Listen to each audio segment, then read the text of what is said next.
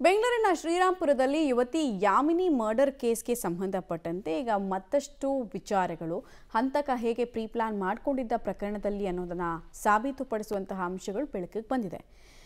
ನೋಡಿ, ಆರೋಪಿ ವಿಘ್ನೇಶ್ ಬಂಧನದ ವೇಳೆ ಆತನ ಮೊಬೈಲ್ ಅನ್ನು ವಶಕ್ಕೆ ಪಡೆದು ರಿಟ್ರೀವ್ಗೆ ಕಳಿಸಲಾಗಿತ್ತು. ಈಗ ಆ ವರದಿ ಬಂದಿದೆ. ಆರೋಪಿ ವಿಘ್ನೇಶ್ ಈ ಹಿಂದೆ ಬಿಬಿಎಂಪಿಯಲ್ಲಿ ಮಾರ್ಷಲ್ ಆಗಿ ಕೆಲಸ ಮಾಡ್ತಾ ಇದ್ದ. ಇದನ್ನ ಅವನು ಯಾಮಿನಿ ಓದ್ತಾ ಇದ್ದ ಕಾಲೇಜಿಗೆ ಹೋಗಿ ಅದೇ ಕಾಲೇಜಿನ 4 ಜನ ಹುಡುಗರನ್ನು ಹಿಡಿದು ನಾನು ಕ್ರೈಮ್ ಪೊಲೀಸು ಅಂತ ಪರಿಚಯ ಮಾಡ್ಕೊಂಡಿದ್ದಾನೆ.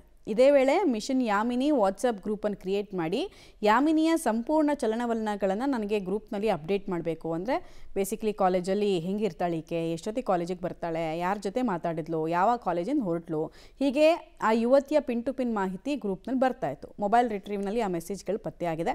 ಮದುವೆ ಆಗೋಕ್ಕೆ ನಿರಾಕರಿಸಿದ್ಲು ಅಂತ ಆರೋಪಿ ವಿಘ್ನೇಶ್ ಯಾಮಿನಿಯನ್ನು ಬರ್ಬರವಾಗಿ ಕತ್ತು ಕೊಯ್ದು ಮುಗಿಸಿದ್ದ.